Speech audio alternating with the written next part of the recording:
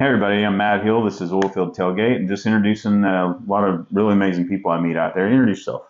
Hey, my name is Jon Giesbrecht, living in Houston, Texas. Work for CARBO in their oil and gas department, mainly in completions, proppants, and software. And went to Montana Tech, proud Montana Tech alumni, petroleum engineering, and just having fun traveling around, connecting people, and creating opportunities all over North America now. Man, you're a young guy, and you're doing it right, buddy. I'm impressed. I'm proud of you. And again, he stopped by the night office here in Oklahoma City to check out our equipment and come talk to me. And of course, I grabbed him onto this real quick. Thank you for being my next victim. You bet. No, I'm happy to be here. This is fantastic. How did you really discover that you wanted to be in oil and gas? Like what brought you in? Where was your first job? Well, I grew up on the West Coast, in Vancouver, Canada. I didn't know anything about it. Didn't know what I was doing after high school for a bit. Was kind of getting frustrated with school at the time. This was 2009, 2010, kind of around there. People were making a lot of money in Alberta on the rigs. Had no idea what that was. Just on the rigs. Yeah, just on the rigs. And I was working at a container yard at the time. And then this guy was like, I'm going out to a pipeline. I can get you a job there if you want. Northern Alberta, middle of the winter. And I was like, well, sure, it sounds good. I'll go make some money. And showed up at Canadian Oil Sands, Fort McMurray, Alberta, minus 30 blowing snow. I was like, this is going to be interesting. And it didn't make you run away. No, and then I started seeing the paychecks and the lifestyle change out of it. And so I did the labor stuff for a while, and then I found a school in Calgary called SAIT, did a petroleum engineering technology diploma there, and then that kind of just led me to Montana Tech, and that was it. Man, that's a really great story. Like, I mean, I'm impressed by that. The passion you must have felt to be able to move up in the world in the first place. Well, and I was always used to doing labor jobs, but I was like, I want to go make money, right? Like, and where better place to do it than go out in the middle of nowhere and have nothing to do but work and save money and do the rotating thing and travel around and meet cool people, and it was all new. I think that was the biggest thing that brought me into it. Was like, adventure. It was like, I'm going somewhere new. I don't know anything about this. And then you start to realize the scale of what oil and gas is to the world and all that, and you start to see the opportunity. And I was like, I got to just see where this goes. Yeah. And then you meet cool people, right? There's a great example of it, man. I was like, I moved to Calgary. I didn't know anybody there, and met this incredible group of guys. And we started going, doing the school thing together, and working in the summers, coming back, having fun. Do all this new stuff, and then they're like, we're going to Montana Tech to finish our degrees, and it's like, well, I gotta go with you guys, right? Like, I can't not. Right. And then I moved to the U.S. and that was a whole nother thing, right? And got exposed to the world really from that perspective, and going to Houston for conferences as a student, and going like, this is big. Where does this go? And literally just saying hi to people, showing up. He's hooked like me. There you go, right? And then one thing leads to the next, and then you just can't stop. So you don't want to, yeah. No. I think I see you're bubbling with passion, and I'm the same way. Every day I get up and I think I'm even more in love with our industry and the people. So God bless you for being here. Yeah. Well, tell me about what you're doing now. Who are you working for again? So I work with CARBO. CARBO. It's a pretty big company, global. I'm living in Houston doing North America stuff, and oil and gas is kind of the bigger component to CARBO. Ceramic proppant is kind of their bread and butter over the years. I'm fascinated by the ceramic proppants. And they manufacture ceramic proppants, and they've got a whole bunch of cool technologies that kind of spun off of that. There's other parts to the business, industrial and agriculture, and they go into the mining business. And a whole bunch, great for everybody. Bunch of stuff, but I've been specifically involved in the completion side with the proppants. So and Frac Pro software is in there too. So all my field background was in frac. Once I kind of got into that and just did labor stuff for a while, so it kind of gave me a good foundation to see where my place in that was, and started with just doing field consulting in South Texas, and then my mentors there brought me into sales, and that kind of just kept going, and now I'm just developing business opportunities around North America where our products add a lot of value. It takes a good understanding of how they work and how where they fit into various operations for different operators to actually add the value that they can see, and then it's figuring out how to follow through on that and make sure they understand where the value is coming from down the road, and be willing to put that upfront investment to make a better well. And there's so many different ways of doing that. Oh, when you invest, you want your return on your investment. And so far, I mean, I've seen throughout the industry, I mean, really, the more proppant you use, the better wells you get. Yeah, and you can't go wrong if you put higher quality products in there. That generally the well is going to perform better. And there's different ways to approach that. So ceramic proppant, I mean, what's the difference? Really, at its core, why would you use ceramic over just traditional? Well, it's high strength. It's crushing, yeah, right? the crushment, right? So if you're doing a deep well where there's the sand is just going to crush and the well's not going to perform, well, then you have to use ceramic. But with the way the industry has evolved from when there was a lot of ceramic use to where we're at now, sand has gotten so cheap that it's just hard to do any sort of economic. So right now, cost benefit is tougher. Yeah, the cost comparison isn't really there. So there's certain situations where yes, you will use ceramic because you need to, but it's hard to really do a comparison when you just look at sand, because there is no comparison. Sand cost is here and ceramic is way up here. You have to take it, unless you're in deep water Gulf of Mexico or something like that, where you have to use ceramic.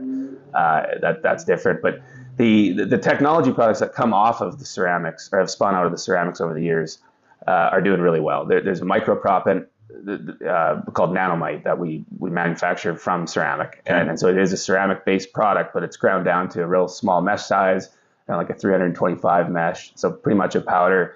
We'll run maybe 2 or 3% of the total proppant design as that at the beginning of the job as a dirty pad. So that's getting into smaller cracks and crevices of the frac. Yeah, so now you're opening up all the microfractures, which you should, instead of having this kind of a fracture network, it should be this, and theoretically the well should perform better. Right. And we're seeing a lot of that. The repeat customers are seeing good results. They're further validating what they're seeing, and there's a thirst for the industry to get more out of our wells, right? We're only scraping realistically, barely 10%. Well, I was at the Doug conference here this morning, actually, in Fort Worth, and the Pioneer CEO said he said more like 6%.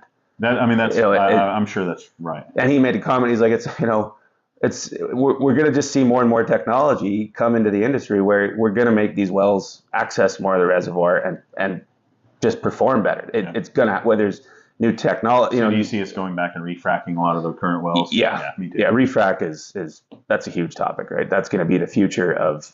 You think refracs are probably some of your better opportunities right now? I think so, yeah, because they've already used traditional methods. Yeah, and you don't have to spend so much money to drill the well, so let's put better products in there. They're coming on, performing just as good as. Do you think that's why we see do you think proppants might be one of the reasons we see such a significant downturn in the performance of the well over time? Yeah, the proppants are getting crushed. Definitely. I mean, there's evidence to it, right? We know that's the case. It's just you can't justify spending millions of dollars on proppant. And also the chemical makeup of the proppants downhole. I mean, that's adding to, you grind the sand down into its elements and you're going to get, some boogers downhole. Yeah.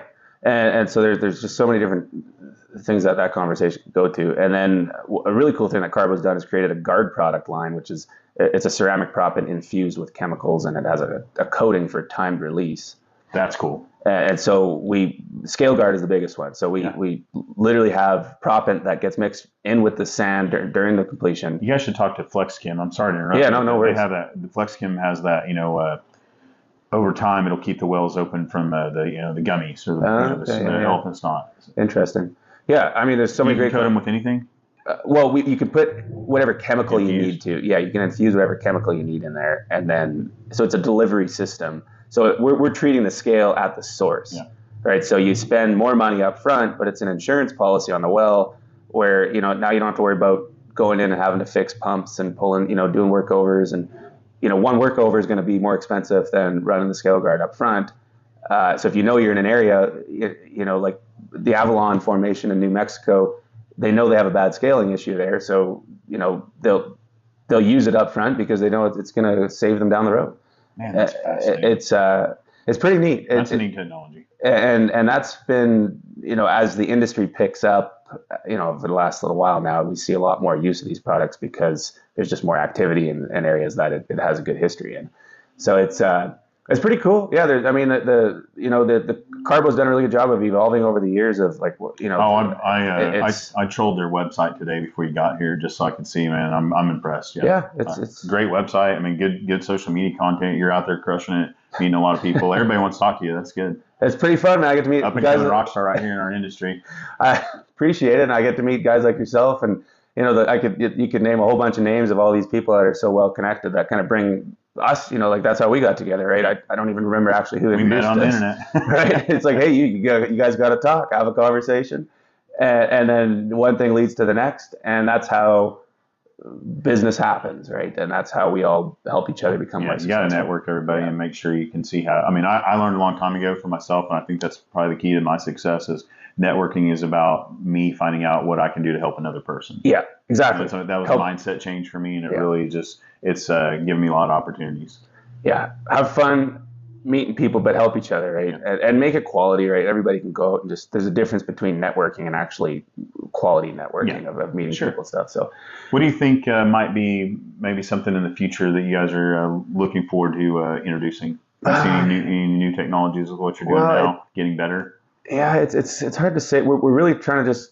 I got one idea. Could you make the proppants, on a when you're down there doing your nanotechnology, could you make them where they're kind of like Swiss cheese, or where they're open, where they're porous, with the right material, so that you have more flow through? There's got to be some ways at doing that. Like little donuts. Yeah. Little holes. You heard it here, Pro. I don't need any money for that. Just a good idea.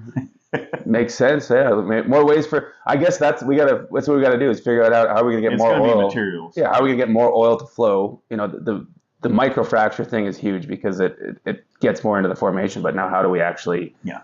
I don't. Like you said, time release chemicals. Help everything. Man, that's there's and then using all this data, right? We're collecting so much data. Yeah, you guys have your own software. Yeah, FracPro's been around for a long time, and it's become it's an industry standard in modeling, and we need to take what it is and grow it into the future, and bring all this completions data that we're bringing in on location to make better decisions, make better designs, and use the machine learning and the AI that we have access to now, and all this stuff you can do with Python and the blockchain stuff, the smart contracts, and all that just goes on and on. It all ties in. Completions has come a long ways, even just since I've been in it, but we're still doing things pretty old school in a lot of ways. Some things still just work. They do, but when you have higher quality products that you put in the well, use the data to figure out where it all fits in, plan the economics out, see where it's going, and just that's how we're going to become more efficient. I'm hoping with our current boom, if we will. I mean, right now maybe there'll be a lot more people open to utilizing those funds to explore new technologies like yours. Yeah, well, get a hold of them. How do people get a hold of you? LinkedIn's a great way, John. If you look Jon Giesbrecht up on LinkedIn, it should be pretty easy to find me. Happy to connect with anybody. I'm exchange contact, meet up, and what's the website? CARBOceramics.com. CARBOceramics is the company website. Yep. And you guys got the LinkedIn. I think they're all over social media. You guys got that going. So. Got to have a social media presence and be able to connect with people easily, and I don't know what I would do without it. Anything else you want to plug? What are you up to next? Just hanging out here in Oklahoma City for the night. Got customer meetup tomorrow, and then heading back to Houston. And you're a traveling man. Just on the road, yeah. A different city every week right now, it seems. So I understand. Well, I really appreciate you coming on and doing this with me. You bet. Appreciate it. You're great at it. I'm gonna have him do more episodes in the future. Sounds good. You take your camera on the road with you. Send some to me. I'll send them out. You bet. All right. Well, I'm looking forward to it. It's great to meet you. God bless you, man. Yeah. Take care. Sounds good. We'll see you next time, everybody. Bye-bye. Take care.